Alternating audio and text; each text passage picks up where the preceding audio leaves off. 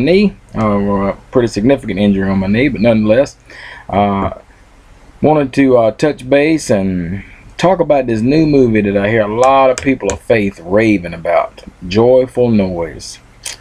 And of course, it was certainly a lot better movie than many movies that are out recently, but I just wanted to discuss some takeaway things. And some of you may not like this because a lot of people really like this movie a lot, and it kind of disgusted me in a way, and so I'm going to take a few minutes to talk about it. I'm not going to like blow the whole movie for you, but if you're going out to see it, but I am going to speak on some things that you'll see in there. For me, if I'm going to see a movie and it's a horror movie, people chopping people up or whatever, aliens, blowing up a planet, that's all fine. That's all fantasy. If I'm going to see a spiritual movie, a faith movie, my expectations are much higher. And while this movie was very truthful about what's going on in a lot of churches, it was not a good testimony for the Most High, and I'll tell you a few reasons why. The premise of the movie is basically this small town church choir is in this competition of choir groups. Their choir director dies. They struggle, through some personal drama and issues, interpersonal relationships, to try to win this thing. Okay, that's fine. All right, so first big problem is the two main characters in the movie are both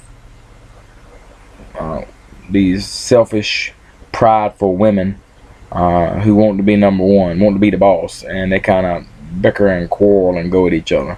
Kind of overlook that because it's not too paramount, and they do kind of come over that. So for me, that part was it worked out to, I thought it was a testimony to how we can overcome our flesh. But in this choir,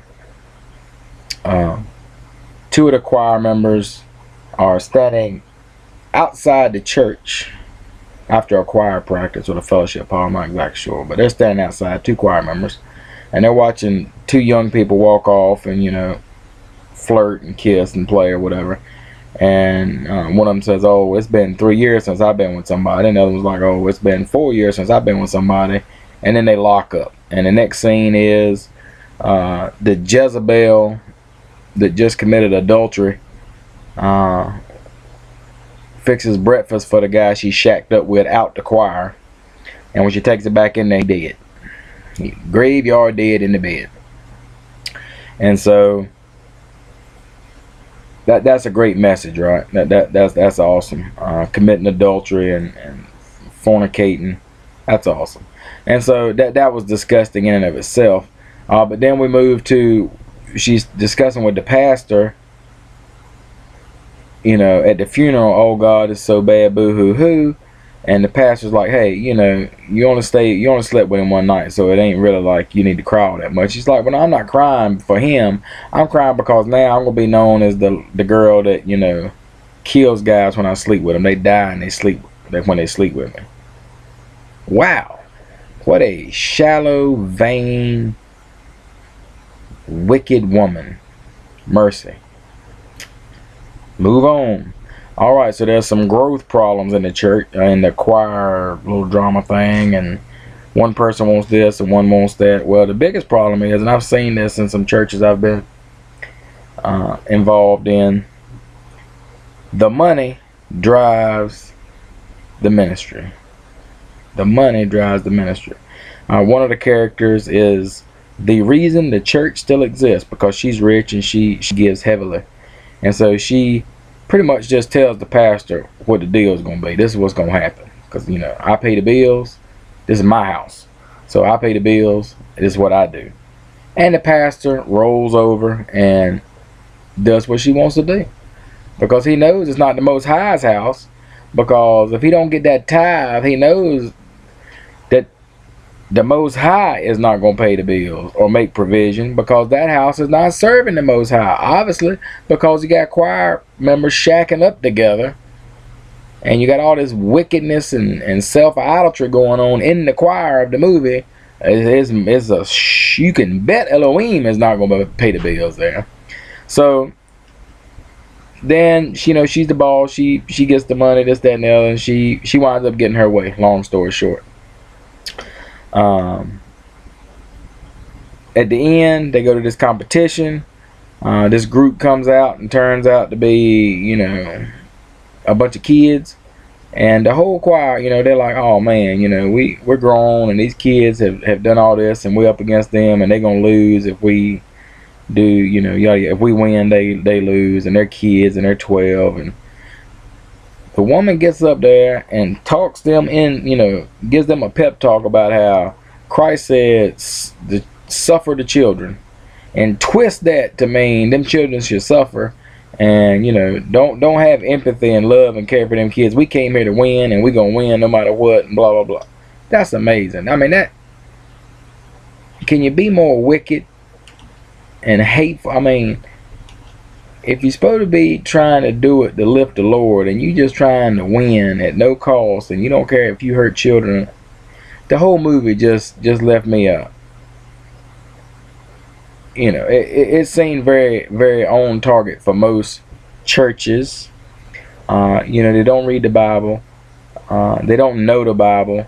They just show up, and they're going through these motions of recreating the wicked world inside this little wicked building that they want to anoint. They want to anoint this building and call it holy.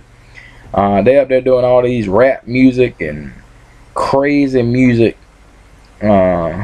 Crazy, you know, pornographic dancing, and they stick God, Jesus Christ, love, heaven in there in 3 or 4 different places, and somehow that makes it holy. So I'm kind of dragging on here, but the takeaway for me was, if I was not a worshiper, and I had my whole, you know, an experience of not knowing the Most High and not knowing His Word, and I went and sat down at this movie, would I come away with a desire to join in the worship of Yahweh? Would I be interested? Hey, these people are saying, hey, this is what we got to offer. Let's take a look. No. Wicked, backstabbing, conniving, petty, vain people. And a pastor that rolls over for $1. Not a pastor, a hireling. Pastor is the wrong word. He's a hireling. He's a paid performer who's just looking to make sure his paycheck shows up. My goodness. Well, it is what it is, and unfortunately, it's very accurate. I mean, they ought to call it they ought to have a little disclaimer at the beginning. You know, this story is based on 10,000 true events. Well, I hope you be encouraged. If you go watch the movie or rent it later, just know what you're getting into. And don't watch it with a non-believer who you're trying to convince to come into some faith. You might want to watch it with somebody you know is in a wicked body of worship, and you're trying to wake them up and bring them out of that tradition of man, you know, daughter of the whore of Babylon culture, and bring them to the book, bring them to the Word. But there you go. Be encouraged. Stay strong in the faith. Find your answers inside the Word and the book. May Yah bless you.